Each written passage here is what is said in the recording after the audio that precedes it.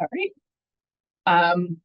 Just a minute before the hour, but I'll go ahead and start just easing ourselves into the final session of the day. So make sure we have enough time. I know it's going to be a great session. This one also is focused, as our first session was, on particular population and thinking about just what are the specific coverage needs and opportunities and just perspectives. Before we get to that, so I think the evaluation link, I'm checking now, maybe has been posted, maybe not yet. I'm not sure. It should be there soon, so please do complete that before you leave today. And as we did with the yesterday's sessions, we'll put it on our website, and we'll also probably post it again tomorrow morning when we get started. Thank you, Elizabeth. Yes, it has been posted in the chat, so you should have access to it there.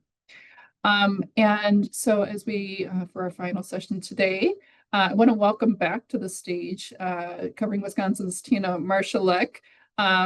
She just is so good. And so we had to have her twice in one day. Thank you, Tina, for hosting this session. And this one is ensuring successful enrollments for the LGBTQ consumers.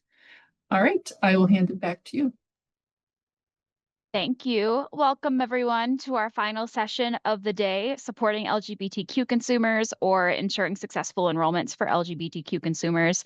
I'm really excited to share we have a national partner with us today from Out to Enroll, all the way from Oakland, California. So it's very nice of them to join us on Wisconsin time, although we have an 11 a.m. session, so we're making it okay for Pacific time.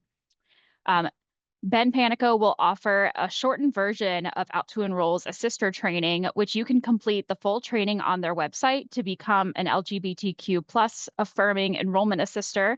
If that interests you, I have my certificate as evidence that I have done the full training. Ben Panico, pronouns he, they, is the director of Out to Enroll, where he researches gender affirming care in marketplace plans and manages open enrollment communication campaigns. Previously, Ben worked as Equality Project Manager for the National Center for Lesbian Rights, Special Assistant to the Assistant Secretary for Health at the Department of Health and Human Services under President Obama, and Victory Congressional Fellow in the Congressional LGBT Equality Caucus, based in the office of then Congressman Jared Polis from Colorado. Ben holds a BA from Johns Hopkins University.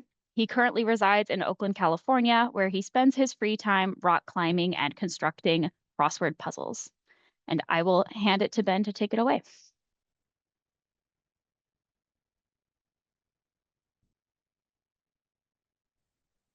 Hello, everyone.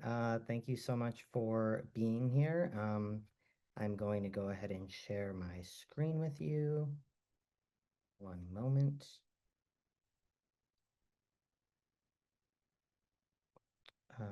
View presenter. There we go. Okay. Can everyone see this? Hopefully. Thank you, Tina, for the introduction, and thank you all for having me. I'm just gonna dive right into it. Out to Enroll is a nonprofit initiative that was launched after the passing of the Affordable Care Act in 2013.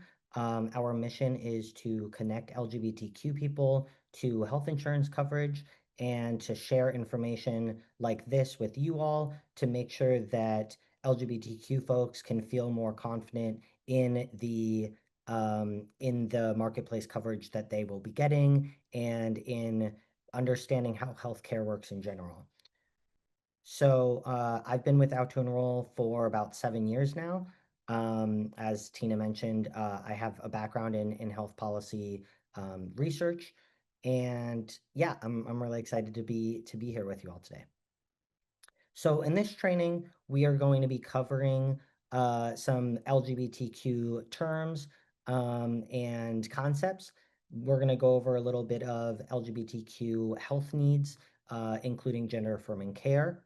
We're going to discuss how the Affordable Care Act affects our communities, identify some best practices for reaching out to LGBTQ consumers, and then addressing some specific issues involving the marketplace application form and how you can make sure that folks are getting access to gender affirming care if that's something that they need. So to go over some terms and concepts, I'm not going to talk too much about sexual orientation. Hopefully, it's a concept that folks are familiar with. But this is just to show you that sexual orientation and gender identity are two different things. It is possible for people to be members of the community for both of them or just for one. LGBTQ as an umbrella community includes both sexual orientation and gender identity. So I think that's why some people get confused and wonder if people who are transgender are always gay or queer in some other way. But they just come together as one community historically and are part of the same umbrella. So, gender identity is a person's sense of their internal gender, how they want to be seen by other people in public, and how they want people to talk about them. A transgender person is someone whose gender identity is different from their sex assigned at birth. So, for example, I was assigned female at birth. I identify as a man, therefore, I am a transgender man. As Tina mentioned, my pronouns are he or they. So, it's not necessarily specifically that someone will use the pronouns that you think go with that identity. So it might be a good idea to ask someone what their pronouns are. Generally, a lot of trans women will use pronouns she or her. Generally, a lot of trans men use he or him pronouns. And I do want to mention gender queer or non binary people. This is people who maybe don't feel like man or woman fits them perfectly. We call that the gender binary. And those two boxes, have specific stereotypes associated with them. Women tend to have longer hair and wear makeup, stereotypes like that. Genderqueer people maybe don't feel like they fit into one of those boxes perfectly. A lot of genderqueer people might prefer they, them pronouns, but it's great to ask what pronouns someone uses. A great way to do this is to introduce yourself with your pronouns, and then someone will feel comfortable sharing their pronouns with them. So you could say, "Hi, my name is Ben. My pronouns are he or they. What name do you go by? What pronouns do you use? How would you like me to refer to you?" And then just to round it out, a person whose gender identity matches their sex assigned at birth, the term for that is a cisgender person. So if you hear me say that, you'll know what that means. So that's the opposite of trans. Hi, Ben. Yes, Sorry to interrupt. We had a couple people in the chat ask if you could speak just a little louder. sure. Yeah, thank you so much. Thank you. Okay, so hopefully I'm not yelling too loud. So I want to talk a little bit about the gender transition process. Um, Gender dysphoria is a feeling that a lot of trans people experience. This is a feeling of discomfort with your body or the way that you appear to other people in public, not matching someone's internal sense of who they are. So there are different ways that people transition, and I do want to mention that not all trans people will go through this whole process or even parts of this process at all. This is not like a necessary thing to be transgender. There are no rules that you have to pass. But I will say that if someone is looking for gender affirming care, typically they do need a diagnosis of gender dysphoria from a doctor in order to get that. Another important thing to note here before I go into the terms is that many trans people are going to change their name socially in terms of what name their friends refer to them as before they're going to get the legal change done. So the process of legally transitioning includes changing your documents like your passport, your driver's license to include the name that you go by, as well as maybe your gender marker on those documents. And that can be a time-consuming process. It also generally costs money to get a new social security card, get a new passport, update your birth certificate. And so for those reasons, you might encounter a situation in which someone is going by a different name when you talk to them, and then hasn't changed their name legally yet. So I will explain a little bit more in future slides how you want to deal with that in a meeting with someone, but it's just important to keep in mind. And then the last part of the gender transition process is the medical transition. So that's mostly what we're going to be talking about here in terms of in terms of medically transitioning in receiving gender affirming care. Gender affirming care includes all of the procedures and services that transgender people might access in order to alleviate their feelings of gender dysphoria. So, this includes mental health counseling, working with a gender specific counselor or a gender clinic in order to discuss whether or not transitioning is right for you. And then hormone replacement therapy or puberty blockers for youth. Puberty blockers are meant to block puberty so that people who haven't gone through puberty yet can take a little bit more time and figure out if they really want to transition their gender, if that's the right fit for them. So it generally just gives folks a couple more years to make a decision, and then the results of puberty blockers are reversible. When you stop taking puberty blockers, you'll just go through a normal puberty unless you begin hormone replacement therapy. And then some gender affirming procedures might include facial hair removal or gender affirming voice therapy. These are both tend to be more for trans women.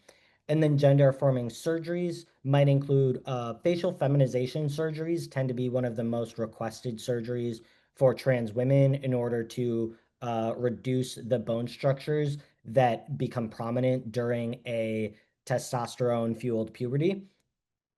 Masculinizing chest surgery, so top surgery, is a procedure for trans masculine folks to remove their breasts. And then genital surgeries, sometimes called bottom surgeries. So if you hear, I put these little terms in here so that if a client asks you if a procedure is going to cover top surgery or FFS, you know what they're talking about now. So what you need to know here is that gender affirming medical services are medically necessary. This has been discussed by an international body and agreed upon in medical literature. There is a lot of political discourse around this right now, and a lot of insurance companies do not cover gender affirming care, which is why I'm doing this training.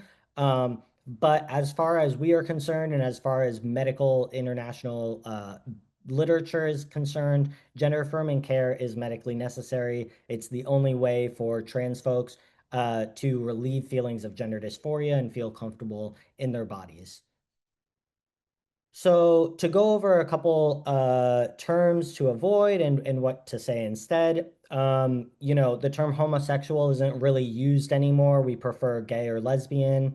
And transsexual tends to be a little more uncomfortable now. People prefer transgender. You could just say trans for short. It is confusing to talk about this in terms of whether it's a noun or an adjective, because lesbian is a noun. You could say that a person is a lesbian. You can't say that someone is a transgender or a gay. Those terms are adjectives. So you would say a transgender person or a gay man. So those two terms are adjectives. And then we do tend to avoid the term sex change or sex change surgeries. You may still see this in health policies, which is unfortunate. But the better term to use would be gender affirming care, gender affirming surgeries. Sex reassignment surgery does come up in health policies as well, and someone might use that, but we tend to prefer gender affirming care. So I want to go over a little bit about the LGBTQ community. There are people who identify as LGBTQ all across the country and all across the world. There are approximately almost 14 million LGBTQ people in all parts of the country. And then within Wisconsin, this is a study from a couple of years ago, more than 250,000 Wisconsinites identify as LGBTQ. So you are certainly going to interact with some LGBTQ folks when in doing this work. Another thing that I like to share these statistics with, because people tend to have an idea that LGBTQ folks look a specific way. In fact, a lot of LGBTQ adults are raising children. There are a lot of children who identify as LGBTQ. So this is just something that's helpful to keep in mind, that the communities don't look a specific way, and maybe don't make an assumption about how you think if someone comes into your office and they might not look queer, but they are. So there are a lot of LGBTQ folks that you will be working with, and also there are an estimated 20,000 transgender people living in Wisconsin. So you definitely might interact with some trans folks. And as you start working with populations that are younger, as folks grow up, there are a lot of young folks who identify as non-binary. It's becoming more prevalent as people discuss it more, and people feel more comfortable sharing their identities with the world. That a study found that over 5% of young adults identify as trans or non-binary. So that's something to keep in mind as we talk about how to work with these communities.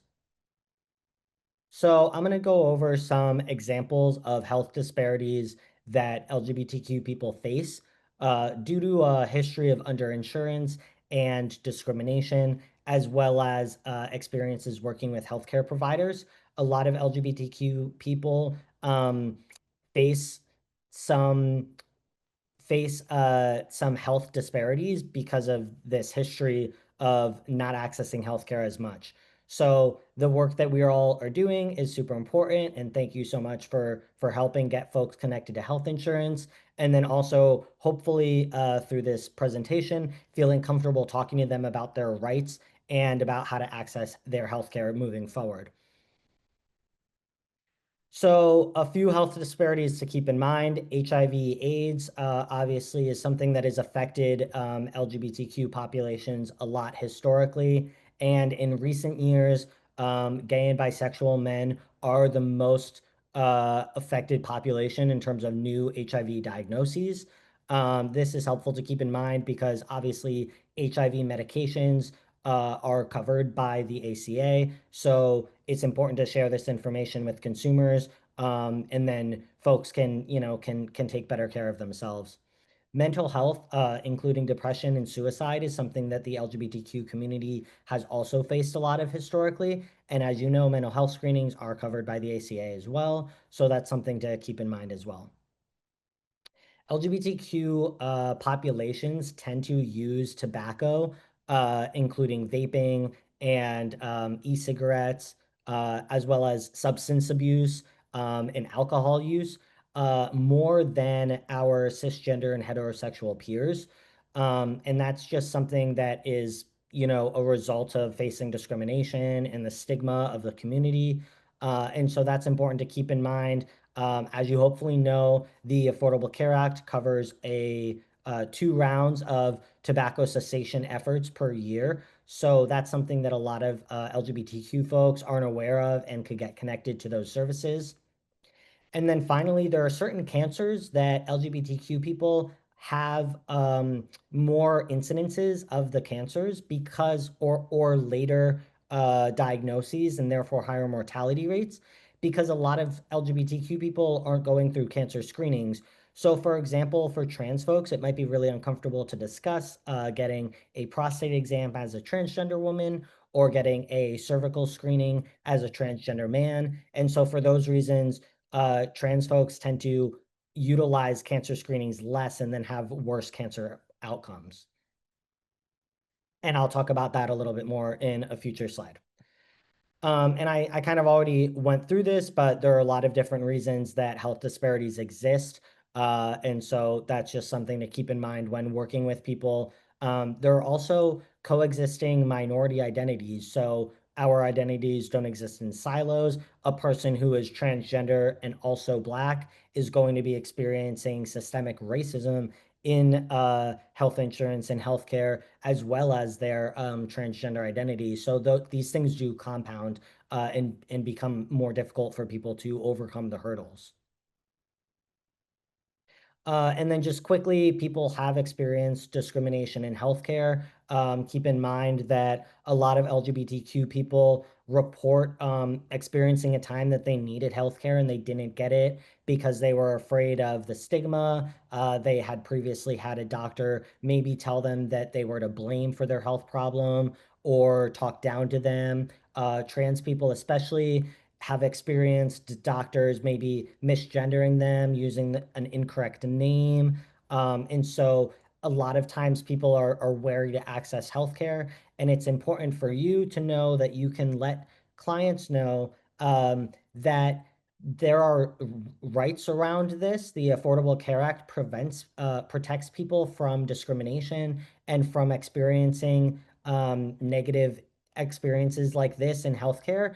And so I do like to have in the training that Tina mentioned, there is a little printout that you can put on your wall in your office that includes some important rights of the ACA that we're going to get into next.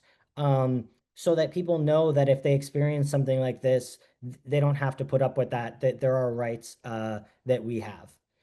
And then as well as in health insurance, a lot of people don't know that health insurance companies are supposed to cover gender affirming care, as well as PrEP and fertility treatments. So people might experience discrimination, not getting gender affirming care that they need, not getting coverage for certain things, maybe being told that that they can't get coverage at all because they're transgender, which is just not true. And so it's important to keep that in mind and share that information with consumers as well. And then, we're not sure what's going to be happening with the subsidies, but do keep in mind that 3 in 10 LGBTQ consumers report carrying more than $1,000 in medical debts. So getting folks connected to financial assistance as much as possible is super important. And I do want to go over briefly how the Affordable Care Act protects LGBTQ people. As we know, this has been a political issue in recent years, but this has not been repealed as of yet. So these rights still do exist, and people should still be aware of them and be reaching out to organizations like ours if they're facing discrimination. So first, I want to go over equal treatment for all families. So this means that straight and gay married couples are treated exactly equally by the law. If you are married in the United States, regardless of your or your partner's gender identity, you are eligible for family coverage. That means that you're eligible for employer-sponsored coverage if your partner has it. You can sign up together as a family in Marketplace or Medicaid. You can get financial assistance together as a family. And then if you have a child, whether that child is adopted, whether you have a child through a surrogate, it doesn't matter. If you are a queer family, your child is eligible to be included on your health insurance. So, and that is in accordance with whatever parent is claiming the child on their federal taxes. They would be the dependent for however you get health insurance, if that's Marketplace, Medicaid, whatever it is. And then some other protections here. So Section 1557 is the big one that includes all of these things. And another part of it is that it prohibits discrimination on the basis of sex. And sex does still, for now, include gender identity and sex stereotyping.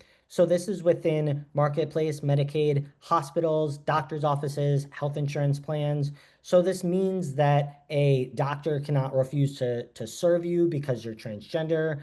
A health insurance plan cannot refuse to cover you at all. And so this protects trans, gender nonconforming people, non-binary people. It also protects intersex people. Intersex people may or may not identify as trans. Uh, uh, there are more than a dozen intersex conditions, and these actually affect people more than you might think. They're pretty common in the around the world. There are different intersex conditions, including some genetic conditions, some hormone conditions, and these just mean that someone's genes or their body, maybe their primary sex characteristics, do not fit in specifically with either male or female. Maybe when they were assigned sex at birth, their genitalia didn't exactly match, or maybe as they go through puberty, they're lacking a hormone, and so they don't go through puberty the same way as other people who were assigned that way at birth. So there are a lot of different intersex conditions. And again, intersex folks may or may not identify as transgender. It's just important to keep in mind that intersex folks have the same rights under this law as trans and other LGBTQ people. I mentioned that doctors can't turn away trans patients. I also want to mention that according to Section 1557, trans people have to be treated in accordance with their gender identity in hospital room assignments. So a transgender woman should be put on a women's ward of a hospital. A transgender man should be assigned a room assignment with another man. And that is something that is still in the law right now. So that is on one of the printouts that I have, and something that you could just let trans folks know that they should be treated in accordance with their gender identity in hospitals, in doctors' offices. And then, as I mentioned, plans aren't supposed to have categorical exclusions of gender affirming care. I will go over this more in a different section. And that is something that we do see, unfortunately, but technically they're not supposed to have them. And then finally, I want to mention that that Section 1557 states that preventive screenings are supposed to be covered for everyone. So as you know, preventive screenings are one of the essential health benefits under the Affordable Care Act, and that includes cancer screenings, and that is for anyone. So regardless of your gender identity, your sex assigned at birth, your gender marker on your legal documents, if we like to say, if you have it, you need to get it covered. So if a trans man still has a cervix, he should be getting a cervical screening, and that should be covered by health insurance. And that tends to be something that if someone initially gets a denial of coverage, that it's just because there is maybe a gender mismatch between their legal documents or the gender marker in their medical file. And the procedure that they're trying to get done. Generally, someone can appeal that denial and get coverage, and there's not an issue. If there continues to be an issue, that person should reach out to us to work with their insurance company to get that coverage. But the Affordable Care Act does state that people should be getting this care. And that brings us to our first poll question here. So how can an adopted... Uh-oh. I think I gave the poll questions out of order, so apologies for that. So our first question here is, how can an adopted child of a married couple get health insurance coverage for their child? So through their biological parents, together with their adopted parents, as an emancipated minor, or through whichever parent has their same last name. So I'm going to take a second here, have a sip of coffee.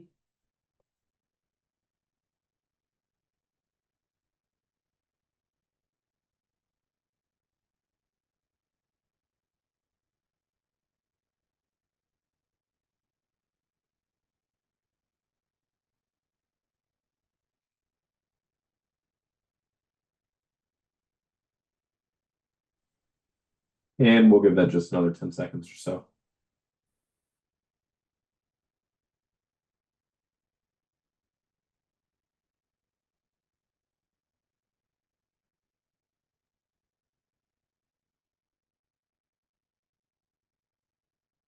Beautiful. Excellent job, everyone.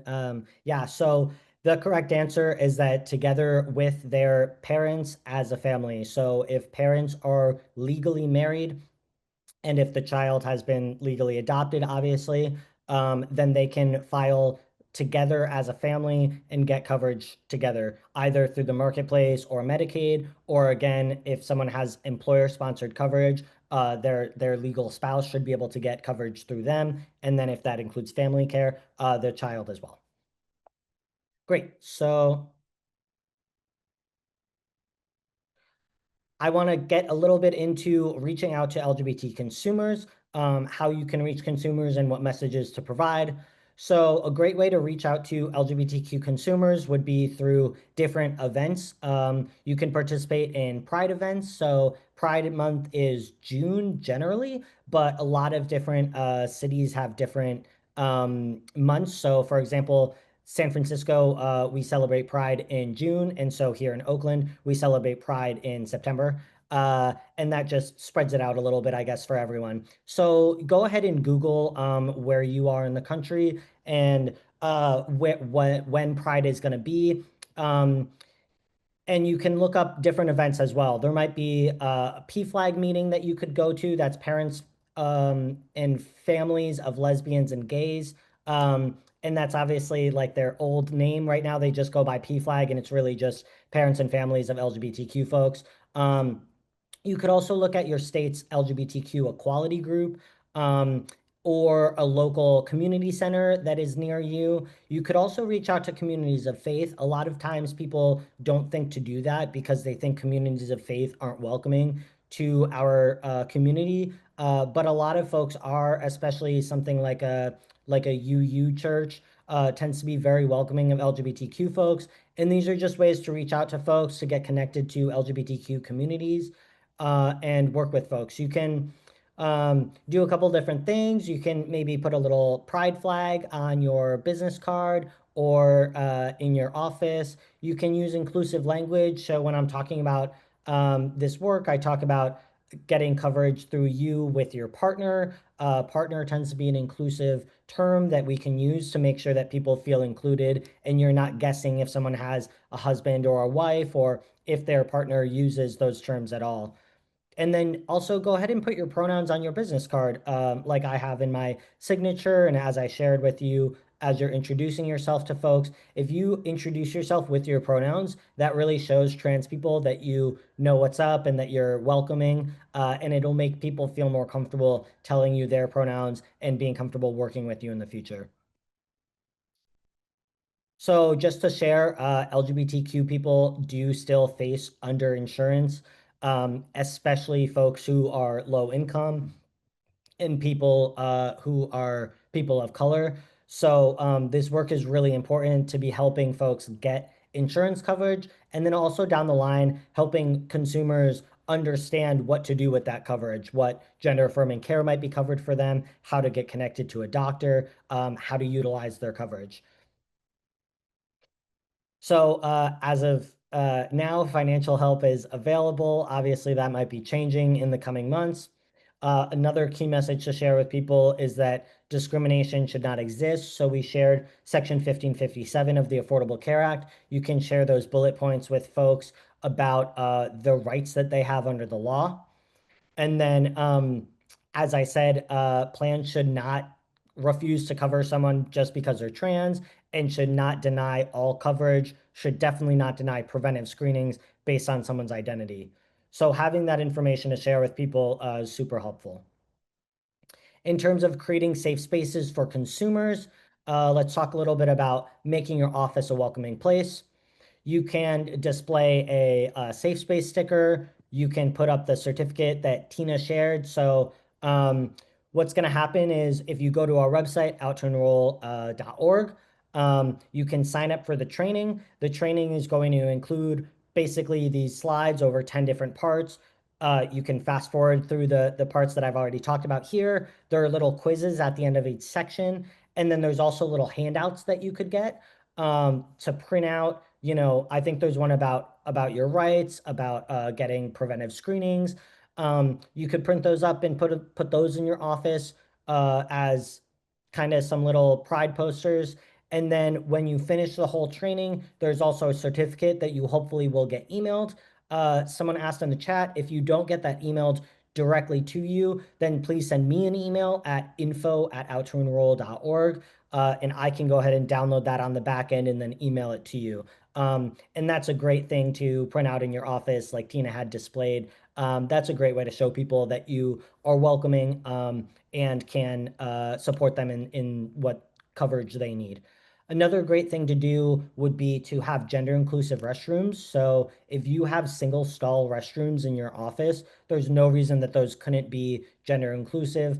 If it's a multi-stall, a lot of times those do have men's and women's, and that makes a little bit more sense. But if there is a single stall restroom somewhere in the building, you can let folks know that those are available. And gender inclusive bathrooms are great for everyone. They're great for people who have accessibility needs, or families with small children, to make people feel more comfortable going into a bathroom with another person.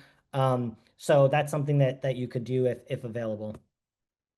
And then I talked a little bit about using inclusive language. So as I talked about before, remember that LGBTQ communities and folks don't look a specific way. People do have LGBTQ families, and they can come in different shapes and sizes. So you want to go ahead and try to use inclusive terms as much as possible. So instead of husband or wife, we could say spouse or partner. Instead of son or daughter, you could say child. Instead of mom or dad, you could say parent.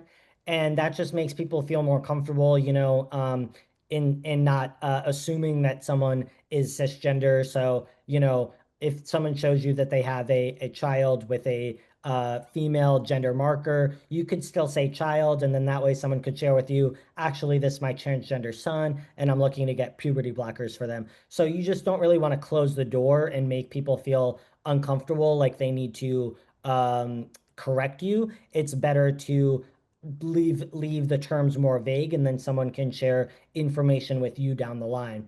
And then, as I mentioned, there is going to be a need to distinguish between what you are saying to someone in conversation versus what name goes on the application. So if someone hasn't changed their legal name or gender marker yet, it might be important to use a specific name in conversation with them. And then only later, when you get to the application, do you want to share with people, hey, we need to put your legal name on this application. Can you share that information with me? What name is on your driver's license? So it's really important, though, for trans folks that you are using what name they tell you in conversation with them.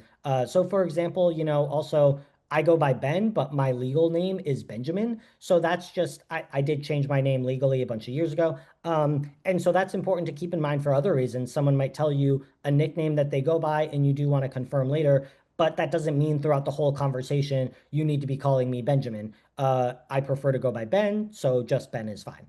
So keep that in mind. And a way to do that is, as I said, to introduce yourself with your name and your pronouns. And then you can ask people, how do you like to be addressed? Is there a name that you prefer that's not listed on this document? What pronouns do you use? It is totally normal to make a mistake, especially if you had seen someone's name and gender marker on an application previously, and you call them ma'am maybe by accident, and they say, oh, I prefer sir. Or if you talk to someone on the phone and their voice is a little deeper, so you say sir, and they actually prefer to go by ma'am. It does happen. You can just correct yourself and move on. We do prefer that you not make a huge deal out of it. That just makes everyone feel a little uncomfortable and makes it more difficult to move on in the conversation. It's super easy to just say, oh, I'm sorry about that, and then correct yourself and try not to make the same mistake again moving forward. So this is a little bit of we talked about it a few slides ago, but I do want to just make sure that you keep this in mind. So the Affordable Care Act requires insurers to cover all preventive screenings, regardless of their sex assigned at birth, gender identity, or gender marker, and true or false.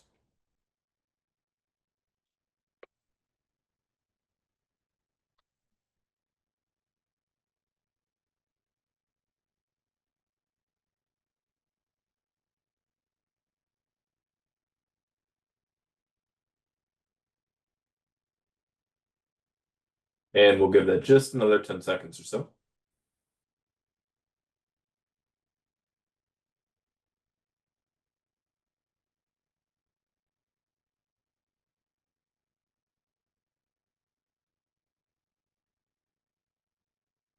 Excellent. Great job, folks. So yes, that is true. The Affordable Care Act requires coverage of preventive screenings. And the reason that I put it in here is because when you're talking to folks, if they do have that mismatch on their documents, between their gender identity and what is being put on the application form, it is still important for folks to get access to cancer screenings, and those preventive screenings should be covered by the ACA. So I just like to say this as many times as humanly possible, so that people know that they have access to that. So now I want to get a little bit into ensuring successful enrollments. Obviously, as I've mentioned, a lot of plans do still have exclusions for gender affirming care. They might also have broad cosmetic exclusions. So something that says we don't cover any care to change the appearance of your face or your skin or your body. And that would be language that makes it difficult for trans folks to access care. So I'm going to show you a little bit behind the scenes of how we put out some trans insurance guides so that people can know how to access, what coverage might be better for them. I'm going to show you a little bit behind the scenes on how we put those guides together so that you can work with folks and look through the plans in Wisconsin and say, hey, these plans may or may not cover the gender affirming care that you need. Do keep in mind that a lot of states are banning gender affirming care for minors. That's mostly puberty blockers, as I mentioned. And that might be a state ban is going to affect all insurance plans. That might not be something that you have control over, but it is helpful to keep in mind. And then also keep in mind that a lot of plans are going to require prior authorization for basically any gender affirming care. So go ahead, and when you're looking through the plan documents with folks, you want to make sure to point out the prior authorization section and make sure that folks know how to get prior authorization for this care so that they actually can access it. So this is from last year. So we did find that this is nationwide, that less than half of plans have clear coverage of gender affirming care. This is plans that are going to say, hey, we cover X, Y, and Z for folks who have been diagnosed with gender dysphoria. And that would be obviously the easiest way to see if a plan is going to cover gender affirming care or not. A lot of plans, unfortunately, are silent. That means that they don't say one way or the other. They don't mention gender dysphoria. They don't mention trans people at all in their policies. And in that case, what you're going to want to do is call the insurance providers directly and ask them maybe for their medical policy, or ask them if they cover a specific procedure or a specific hormone like testosterone or estrogen. And then we did still find that some plans have some exclusions. That's going to be, if they say that we cover some gender affirming care, but we don't cover facial feminization procedures. That's something that I see a lot. And so that's important to know, to work with folks. If they let you know that they're trying to have a specific procedure done, you can look specifically in the plan documents and see if that procedure is going to be covered. And then plans with broad exclusions saying that they don't cover any gender affirming care at all. I don't think there are any in Wisconsin. We will find out right here. Yeah, so there were none in Wisconsin last year, which is great. And as I've mentioned, those plans are technically illegal, but the current administration is obviously not enforcing that at all. So there's not really a way for those plans to, to need to change the language that they have. So these guides we put out in probably the end of November every year. It's basically the information is released, as you know, at the beginning of November. I'm not sure if there's going to be a window shopping period this year. And then we try to turn them around as soon as possible. I'll show you what that looks like. And just the way that we do this, I like to say that this is just a starting point. This is not legally binding information at all. We also only look at the policy documents. We're not reading through all of the medical criteria documents to see more deeply what coverage might be included. So what you're going to want to do is you could use this, take a look, share this with trans clients that you work with, and maybe it'd be a good idea to start looking at the Chorus Community plans or the Molina plans as a good first step if that is within someone's area and also within their budget. That might be the best coverage for someone. But you could also look at some of the other plans that are silent or have some exclusions.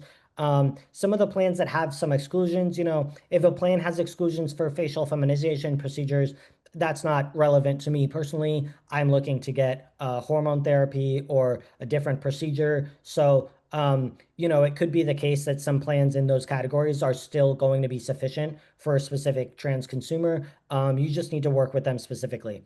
Obviously, you might not feel comfortable asking people their entire medical history or what coverage they're looking for. This is really more if people are sharing with you outright, I'm looking for XYZ procedures, then you can look through with them. Another great thing you could do is just to share with them, hey, you're thinking about getting this Medica policy. Here are all the things that Medica is going to be covering. Just share more broadly everything that they're going to cover. And hey, here's the prior authorization list. If you're looking at any of these procedures, know that you'll need prior authorization for them. And then this is a great place to mention. Also keep in mind that all plans have to cover preventive cancer screening. So, go ahead and talk to your doctor. If it's time for you to get any of those, know that this plan and every other one is going to cover those as well. So that's a way to just share those with folks more broadly without kind of asking someone their personal medical questions.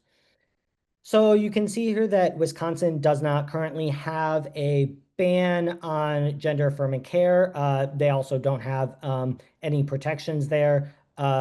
Those shield laws are just like it's baked into the constitution of the state that, gender affirming care needs to be protected. But that means that at the moment, transgender minors in Wisconsin can access puberty blockers. So if you're working with a family who has a minor that's looking for that, that should be something that is possible to get. Again, that doesn't mean it's going to be in every health insurance policy. So you're going to want to look through the policy and see if that's there. You'll also want to look in the drug formularies for those as well. So I'll get into that in 1 second. So there are a lot of different terms, and this is hard for trans folks to do themselves. That's why I like to do these trainings and make sure that assisters and navigators can help with that. So here's how we're going to do it specifically. This information is not going to be in the summary of benefits and coverage. You're going to need to look in the actual policy document, which should be linked from the summary of benefits and coverage. Hopefully you know how to find that. Otherwise, it might be on their website directly. Once our guides are out, we also do have this information in like a Google Drive folder that you can access from our website. And you can always email us at info@outtoenroll.org to get that information as well. We're happy to help find that information for folks. So you're going to look in the evidence of coverage. You're going to want to look in the surgical document, the surgical section. If they have a gender affirming care section, that's obviously the best place to look. Surgical care, mental health care, and then another great place to look is the cosmetic exclusions. A lot of plans have cosmetic exclusions, and they might have a broad exclusion that says, like, we never cover rhinoplasties, regardless of clinical indication, regardless of any gender dysphoria that you have. So that's important to note because if you look in those sections, there are facial feminization procedures that will be listed in there. A rhinoplasty is an example of one. A tracheal shave might be another one to get the Adam's apple shave down there for trans women. And a lot of plans might have that in their cosmetic exclusions. So do take a look at those. Take a look through the exclusions overall, obviously, and then the prior authorization section so that folks know how to go about getting coverage for something. And then also you can check the plan formularies. This is a great place to look if someone is on HIV medications or PrEP, as a lot of members of the LGBTQ community are. And then hormone replacement medications like testosterone and estrogen, as well as puberty blockers. You can find those in the plan formularies. And we talked about our guides already. And then when someone is filling out the application, there are a couple of things to keep in mind. So as I said, in conversation, you're going to want to use the name and pronouns that someone has told you that they use. When you get to the application, and only when you get to the application, do you want to ask them for their legal name. So the reason that we recommend using legal name and the gender marker that matches what they are filing on their federal taxes. So obviously gender marker is not on federal taxes, but what they have with the Social Security Administration, that matches their federal taxes. That's all to make sure that the application is going to go through smoothly. Right now, with the financial assistance benefits, we want to make sure that people are getting connected to their benefits, making sure that their income verification is matching for Medicaid, say. So it's important to make sure that information matches, and then people can later change that information on healthcare.gov or with their insurance company directly. And obviously, their doctors should be using the name and pronouns that they use, not necessarily whatever is on their insurance card. So it's important that people know that they need to file with their legal information, and then they should not face discrimination. They should not face being misgendered in a doctor's office or a healthcare setting. These questions are not currently on the application, but I do just want to go over this in case they get re-added later. These were the optional demographic questions that were being asked for data collection purposes to make sure that we are providing better care for LGBTQ communities, to understand more how people are accessing insurance and care down the line, and how their health disparities might be impacted by their identities. So if these questions do come up on the application in the future, something that I just want to share with you is please let people know that these questions are optional. They can skip them. There's also a free text section so that they can enter their own preferred term. So if someone doesn't identify as any of the terms that are listed there, there is a place to put in their own preferred term. And then for you, it's best to ask people directly what answer they would like to put down. If someone has, come into the office and said, I have a same gender partner, don't make the assumption that they're gay or lesbian. They might identify as bisexual. So that's super important that you're letting people fill out these questions on their own. And obviously, this might not be the most comfortable thing in the world for you to talk through with people, but if people feel comfortable sharing their identity with you, if you've got a rainbow flag or your certificate up in the background, then people are going to feel more comfortable sharing their identities with you. And it doesn't need to be an awkward thing unless you feel awkward in that circumstance. So you can go ahead and just ask those questions, explain to people that they're used for data collection, and then definitely explain to people that these questions do not impact eligibility, plan pricing, and that they do not get shared with insurers or other third parties. So I already said this already. Please don't make assumptions about what answers someone might have. Give them the opportunity to put the answer in themselves or to decline to answer if they don't want to. And then people can also go back to healthcare.gov and change their answer later if they want. Again, these questions are not currently on the application, but in a few more years, a different administration, hopefully they would be re-added because these questions are really important for data collection. And then finally, I just want to go over how to help with denials of coverage. So if someone is getting denied coverage based on their gender identity because they're looking for gender affirming care, as I said with preventive screenings, it hopefully is just a matter of a gender identity mismatch between their document, between their marker and the coverage that they need.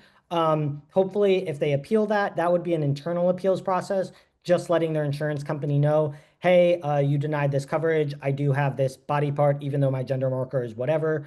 And hopefully the insurance company will undo that appeal, or will openly change their mind and affirmatively cover that procedure. So denials of coverage do happen in terms of that. Often, if it's a denial of coverage of something else, like gender affirming care, say a prescription for puberty blockers or for hormone replacement therapy or for a procedure or a surgery, that is something that we are seeing a lot. Something important to keep in mind is to check in the policy whether or not that is supposed to be covered. If it's supposed to be covered, then the internal appeals process is listed out in the policy coverage, and that is something that people can appeal internally. Then there's an external appeal that's with the insurance commissioner. I know that y'all have heard from the insurance commissioner's office, so people can get an external appeal through an independent review board. They can also file a complaint with the insurance commissioner's office directly and those folks can help navigate that process. I know that they are neutral bodies, and hopefully they can help just based on what's in the policy contract specifically. Obviously, filing a complaint with Health and Human Services is not really going to be helpful right now, but it is good to do just to have that paper trail. And then the final step, people could sue in federal court under Section 1557. Obviously, none of this is something for you to do, but I like to inform assisters about it so that they can inform consumers. A lot of times, a consumer might come back to you since you were so helpful with helping them get coverage in the first place to help them understand what to do if their coverage has been denied. So that is something to do there. So the final poll question here as I wrap up. When working with transgender person, I should use the name and pronouns that look like they make the most sense, are listed on their driver's license, the person has told me, or that my colleague told me that they use.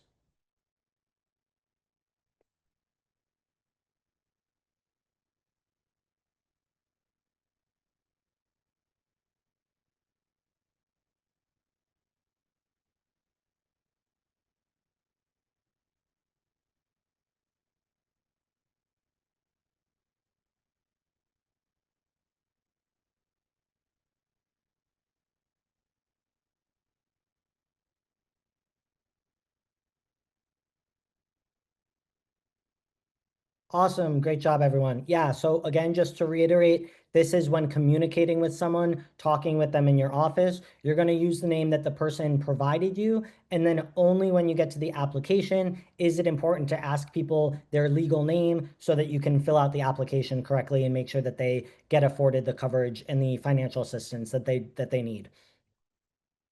So great job on that question.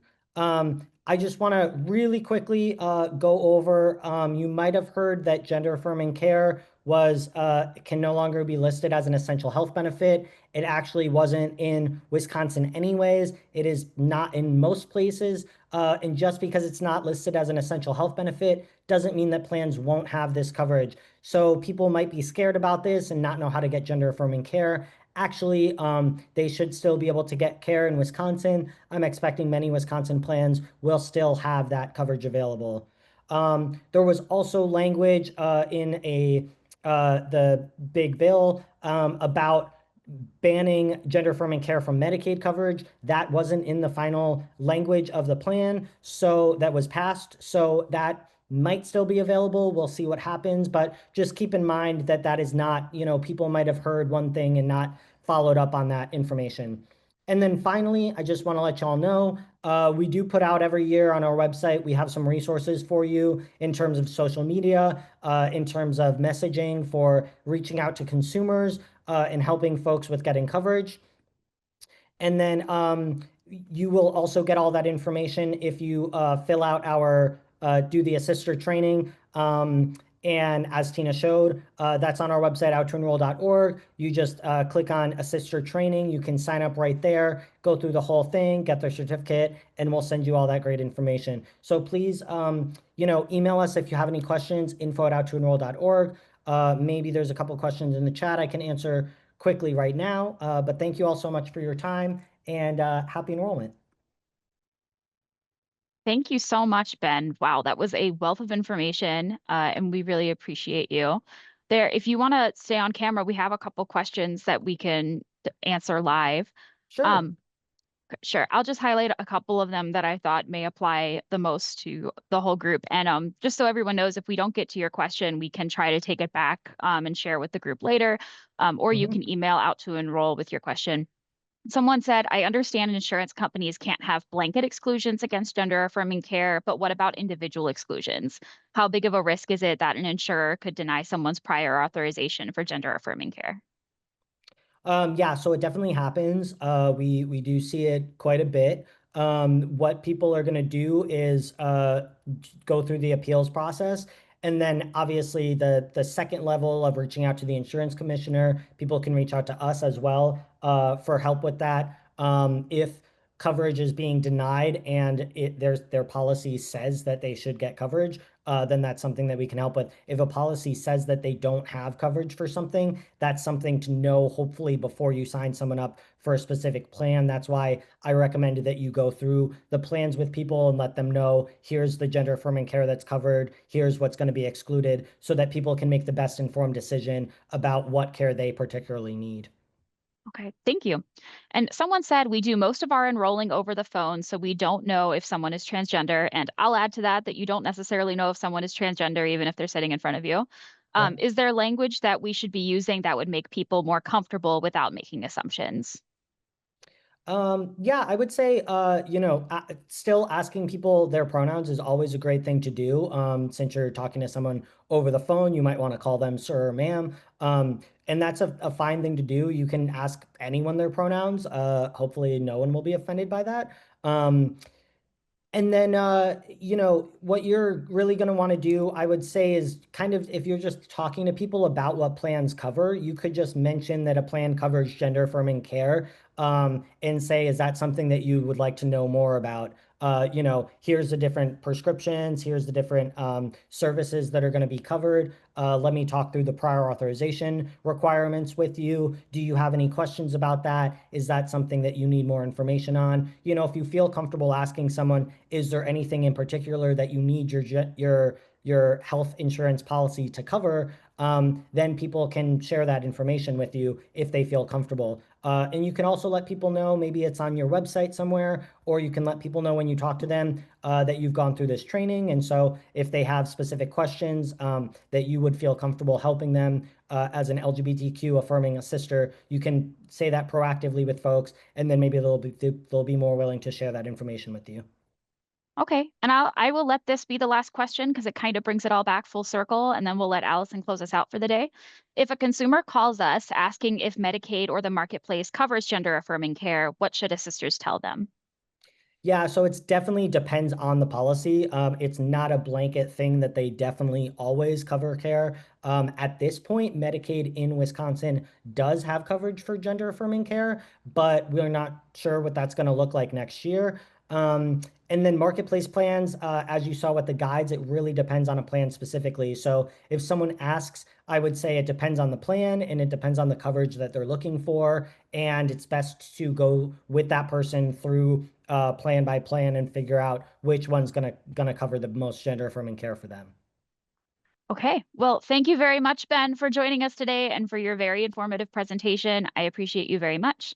And I have documented the questions that were not answered. And if you want to email Ben directly at the Out to Enroll info email, you are welcome to. Otherwise, we can try to answer them and bring them back. And I'll hand it back to Allison. Great.